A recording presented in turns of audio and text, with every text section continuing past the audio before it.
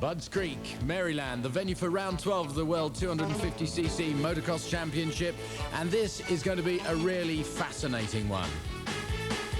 Out in the middle of nowhere, Budds Creek, but it has a superb motocross circuit.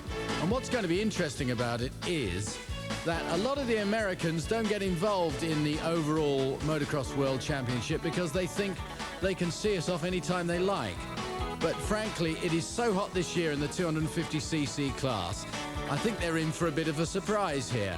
Not only are we going to get a chance to see the American motocrossers like Kiedrowski, but we're also going to see some of the supercrossers here like Jeremy McGrath as well.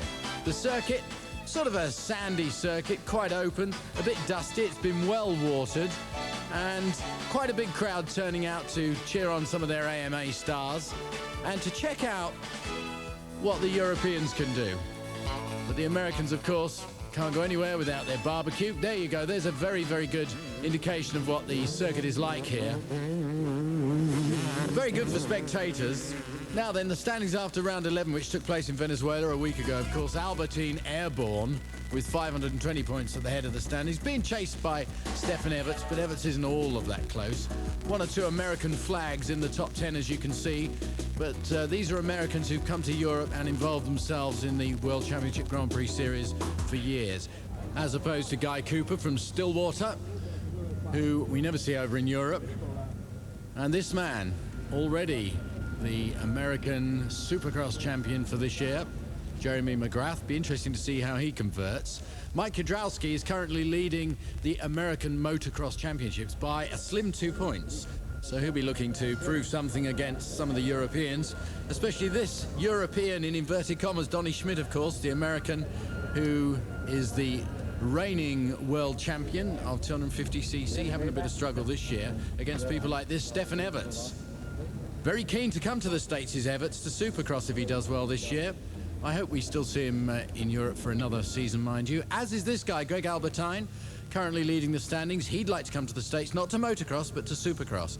But if we can get enough of a good package together for him, hopefully the manufacturers will be able to keep him in Europe and the World Championship Series for another year. Let's move off then with Heat 1 of round 12.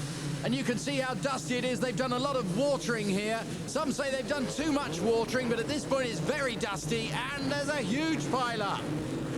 And interestingly enough, Kurt Nickel, who's fourth in the standings at the moment, is down there. Number 91, you can see him walking towards his bike. And I hope he's not injured, because he was looking to do well here in the States. And they're kicking up dust all over him. He's back on his bike. But it looks as if McGrath got a fantastic start there. And the crowd cheering him on. McGrath on a Honda out in front of Stefan Everts on number 11. You can see the Suzuki just holding off the Yamaha of Donny Schmidt wearing number 1. So that's the first three. And right behind them is Kiedrowski on the Kawasaki. Now where is Greg? There's Greg Albertine over the hill. And it looks as if Everts has gone into the lead. There he is, the Belgian rider. Ahead of McGrath now, and Schmidt in third place. And you can see how some of this circuit is really quite sort of damp, and it's sandy in some places, but it's damp down in the dips. In fact, it's totally muddy in the midsection of the course. Now then, Albertine's starting to make his way out through the field. There's Kiedrowski. Kurt Nickel is back on his bike and out of the pits, and you see what I mean about mud. Greg Albertine falls on lap 2. Albertine's down, and he's lost quite a few places there. Now, we don't see Albertine on the ground that often, do we? Jeremy McGrath in second position, chasing Everts hard at the moment. And you can see how muddy it is. What a brilliant move that was, as Evertson goes past Pouzard and LaRocco. And that's Mike LaRocco from South Bend on the Kawasaki. Not going all that well here today. Albertine now worked his way back up into 5th position, and Everts still in the lead and looking very comfortable. He's found a nice dry line through there, and this is the rough and tumble going on behind the leaders. Peter Johansson in there struggling along with Guy Cooper. There's Johansson just going round, just in front of Guy Cooper. Third place then, Mike Kiedrowski. And look how close he is to McGrath. the two of them are going to have a real ding-dong battle. McGrath, the supercrosser, Kwiatkowski, the motocrosser, surely has an advantage here, one would think.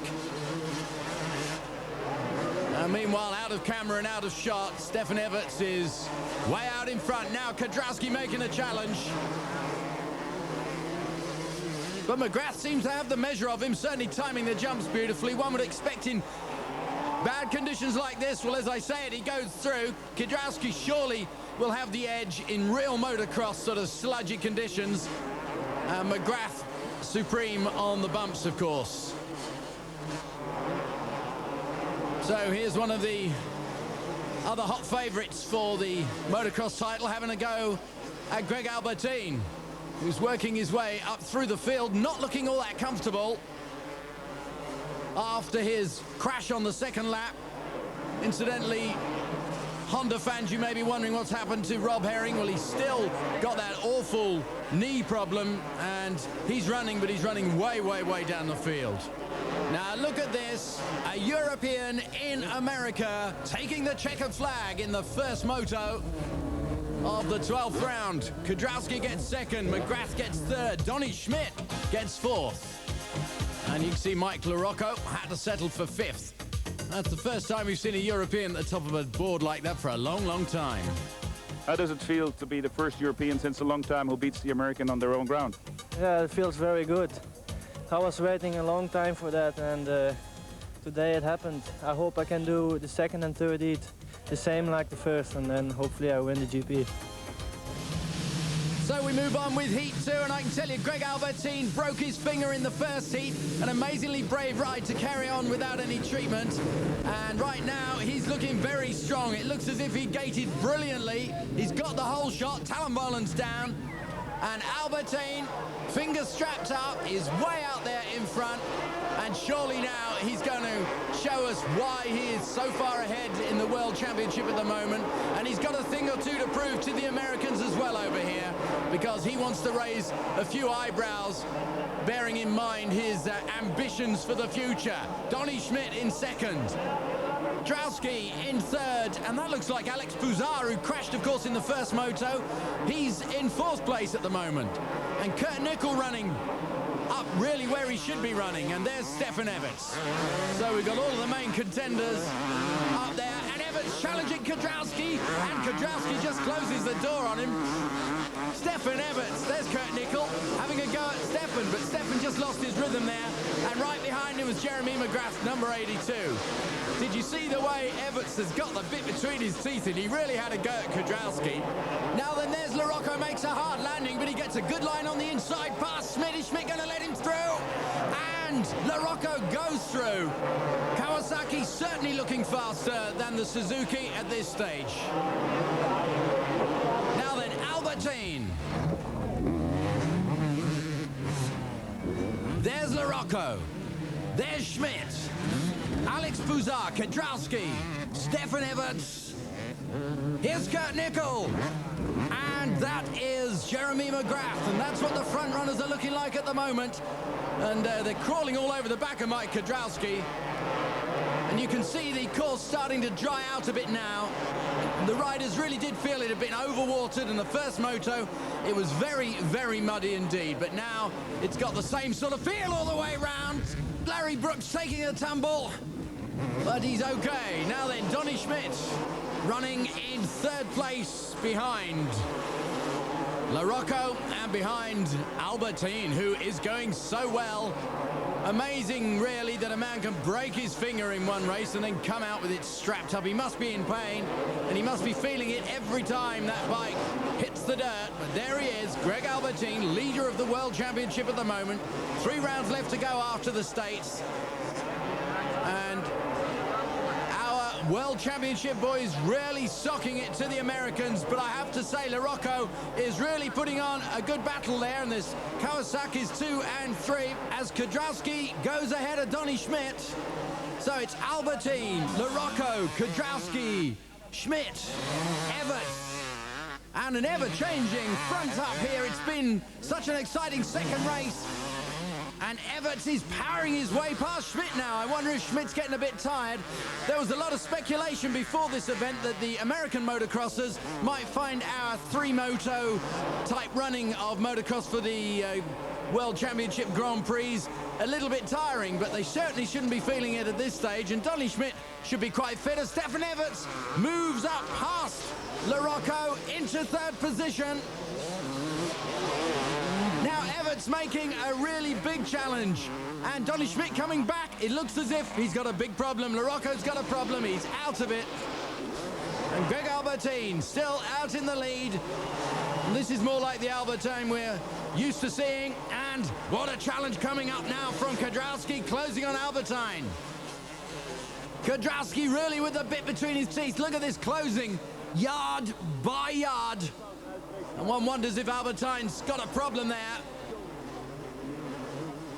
And you can see the different surface conditions as Kudrowski goes through. Kudrowski's through ahead of Albertine. The crowd are going absolutely mad here.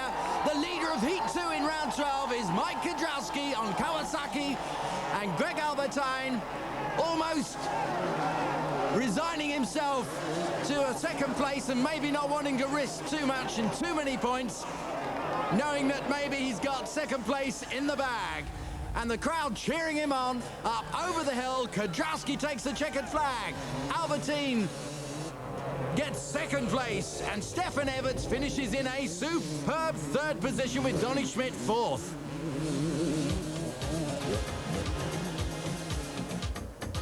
Well, this is really interesting stuff now, because you can see Mike LaRocco actually finished up fifth there. But really, any of these top five have a chance of the overall here, and that's what we'll be looking for. But this man must be feeling pretty good. That was quite a tough fight. Yeah, it was. Seemed like Albertine towards the end maybe got a little tired, a little cautious, and I reeled him in. And I had a few good lines out there and just rode a smooth race. We predicted it was up in the hills that you were going to take them. You go on the outside and they take the inside, right? Yeah, I mean, if you're behind a rider, there's no way you're going to get around him, so you've got to try different lines. So heat 3 of round 12. And all to play for in this third heat for the top 6 riders I've just calculated. Any of the top 6 have got a chance, and Albertine got the whole shot there. I could see Puzar in a good position, but Donny Schmidt's good, and Steve Lamson, the Honda rider from the States, has got a good position as well. As they stream up the hill, you can see how the track has dried out and there's been no watering in between the heats. And Albertine being chased quite hard by Schmidt. And you can see Steve Lamson with his little moment of glory being chased by Stefan Everts. Now, Everts has got to really work hard here to be sure of an overall. He's got to look for some of the other guys not to have good rounds here or get out in front. And look, LaRocco's down, so that's one of the main contenders out of it. Stefan Everts really coming on form. He's had a very strange season, and he's starting to challenge Steve Lamson now, the Californian rider.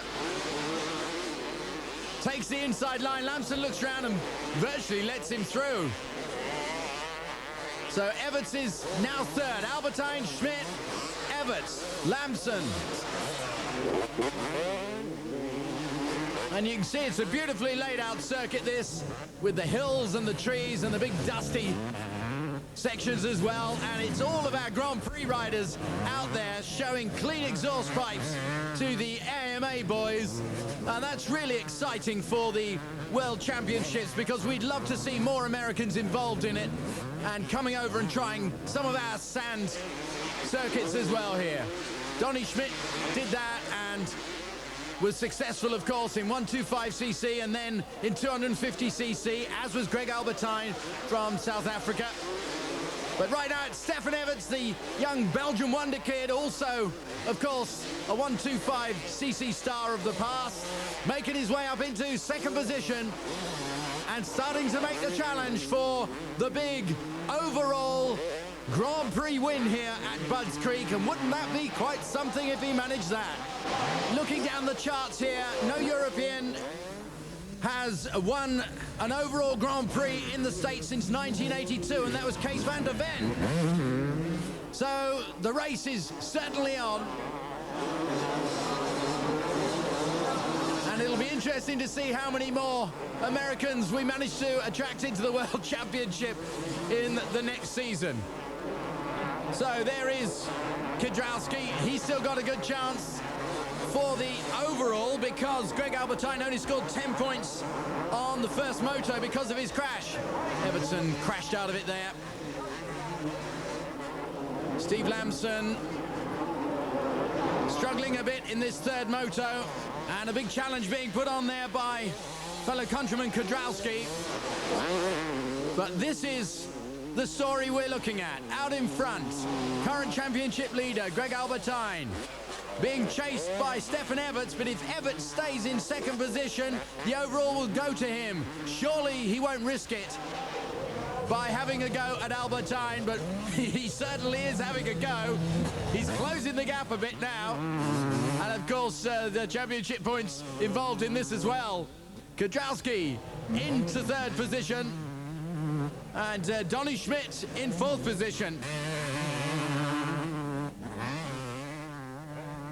So further down the field, we see Kurt Nickel, a bit shaken up after his first heat crash, and he's running down in ninth position at the moment. And Stefan Everts has crashed. That is Everts, and he's lost one place. He's down into third position now, and he's really got to go for it because he's got Schmidt in front of him, and he's shaking his hand. I think he's hurt himself there. So it's Albertine, Schmidt, Everts, Kudrowski now.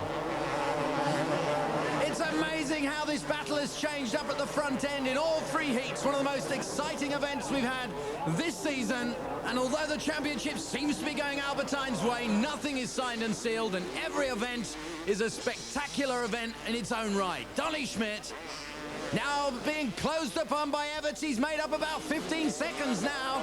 He was 15 seconds behind Schmidt when he had the crash, and he's challenging for second place, and he's challenging for the overall Grand Prix title this weekend. Is he going to make it?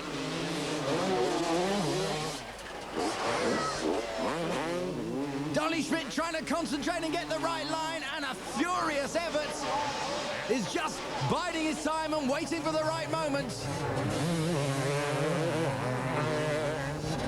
There's Albertine, and Everts has done it. Second place, and that is good enough for the overall Grand Prix win. With Donny Schmidt third, Kudrowski fourth after a tremendous battle, and Lamson hung on to fifth position as well. A good ride by...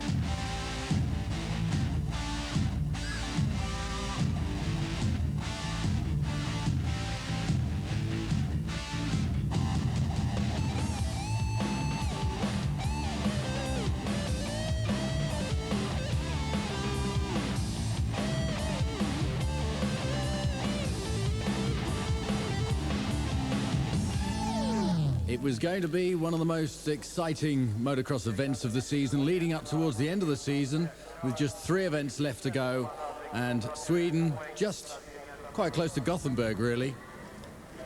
Usually very well organised and well respected, but 2 weeks of torrential rain have washed all the topsoil off the circuit, which is 1.8 kilometres in length, and it's left some very, very, very nasty surface conditions. Apart from all the detritus that's lying around, there are a lot of rocks just under the surface where the topsoil has been washed off. That's Kurt Nickel there, and all of the riders have come together, and they don't actually want this event to be run. Do you think this can change anything?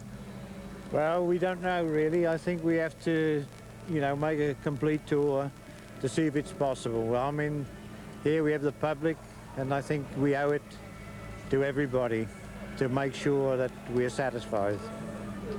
So you think there's still a chance to do it? Well, we would like to think there's a possibility. Okay. Thank you. Well, as you can see, everyone's working very, very hard on the circuit, importing new topsoil, but there's all sorts of bits and pieces that really are dangerous, you know. So there's a lot of discussion going on, and of course it's important for the riders, especially somebody like Stefan Everts, for heaven's sake, because the season, as far as the championship is concerned, is absolutely crucial that he gets as much racing in as he can. There's Donny Schmidt in front, Kurt Nickel coming towards the camera, and Stefan just following on behind there. You can see the sort of problems, these big rocks hidden by the mud and the slime, making it very difficult for the racers to choose a line.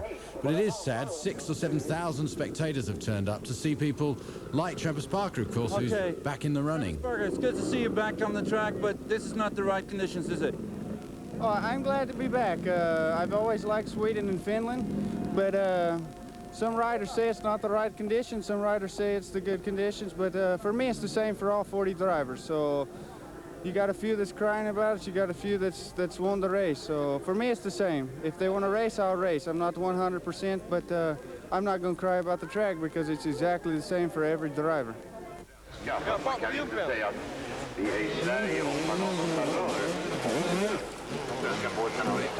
that's exactly the sort of problem that the riders are really worried about. Totally losing traction and grip. Have a look at this. And Gert-Jan van Doorn takes a real tumble. And that's what Kurt Nichols worried about. Kurt, you walk the track now. Is there a change? No, there's no change in the attitude of the riders. The track is far too dangerous for Grand Prix racing. And, you know, I'm sure that it doesn't matter what the jury say, what anybody says. The riders don't race in these conditions because it's not safe. So you think it's not possible to change anything on this track? No, because even when you go deeper, then you find more rocks, and you go deeper, you find more rocks. It's the nature of the soil. So what you've seen so far, you don't think it's possible to race here? No, it's not possible. No. I think all the riders feel the same as well. Well, 41 riders. There's one rider that wants to race, but if anyone should want to race, it should be Stefan. But he realized how dangerous it is, and they suggested maybe we run the race, but not for championship points. But I mean, if it's not for points, there's no way I'm going out there. It's way, way too dangerous. I wouldn't send anybody out there. Want to put an example? In a way, yeah, it's a good example. It sets a good example for the FIM, the way they omligate the tracks, and you know, they had a small race here, but it didn't bring up the rocks like today. And I guess it's a lesson to be learned to them, but all the riders that made a decision, we understand that it's very bad for the sport, bad for the sponsors, bad for the press, bad for the people, also bad for the riders. If we decide not to race today, and Stefan decides not to race, he could lose a world championship today, and we're looking at the safety point. Everybody has to realize that, and in a way it's to set an example to the FIM, but when it comes down to it, it's the rider's safety. If we do race today, the first race would not start before 2 o'clock.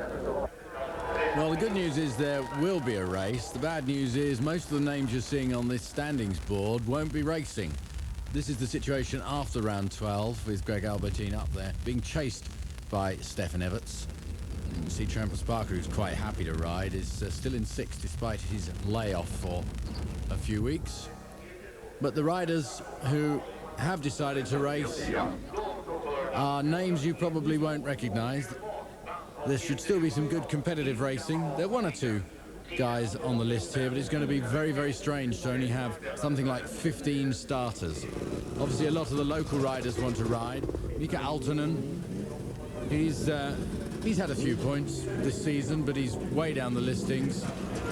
Jorgensen, Jesper Jorgensen. So here's the start, and it looks funny with just 15 riders, doesn't it? But you can see what the conditions are like. And that looked like Hoosby, who got the whole shot through there. Anti-Hoosby. And halfway round this first lap, it's Takamasa Takagi, the Japanese rider, who's going out there in sort of kamikaze style. And behind him, Joachim Eliasson, another one of the Swedish riders. And they really do have to be careful here because the conditions that you can't even choose a decent line because you don't know what you're going to land on the other side. And I have to say, the guys are really going for it in the early stages. So over the big tabletop. And Takagi is really flying, and he's gone. Now that's a classic example of what's wrong with this course. And the guys are coming off that double and trying to land it, and they don't know what they're landing on. And you just hit one of those shiny stones, and you could be all over the place. So that's Robert Bennigsen and Andreas Diet who are having a battle. And look how Jesper Jorgensen, who's inherited the lead now, look how he is having to struggle to control that bike. So Joachim Eliasson is still there in second place, and Veli-Petteri Sepala, the Finnish rider. Of course, the next round is in Finland, and they'll all be hoping for better conditions than this. But the Finnish will, of course, have learnt from this outing by now anyway. So Jesper Jorgensen, even running into problems there. It is just so tricky and slippy. And I'm sure you can imagine constant work going on the circuit. I'm sure you can imagine how great the circuit looks when the weather is good and all the topsoil hasn't been washed off. It's just untenable. Mika Haltonen goes down. And certainly not one of the riders up there in the top sort of top 10 this year. He's only had a few points. He got 4 points over in Ireland. But of course, if he can get onto a podium spot here, the points are going to count for the World Championship. There's going to be a lot of discussing about that as well when this event has finished. So somebody like Jorgensen or Husby or Sepala there could easily go away from here with a lot of points, which won't make any difference to the Everts and Albertines of this world, but it'll certainly make a difference to the overall standings position. So that win there goes to Jesper Jorgensen. Joachim Eliasson in second place, so that's Denmark from Sweden. And then the Finnish rider, Veli-Petteri Sepala, was in third place. So it's KTM winning that first moto ahead of Yamaha and Honda. Antti Husby managed fourth, and Takamasa Takagi recovered and managed to pull back to fifth place. I think the crowd are very, very pleased that they've taken the bit between the teeth. And here's a turn up for the books. Peter Even has decided he's going to race in this second moto. 13th in the World Championships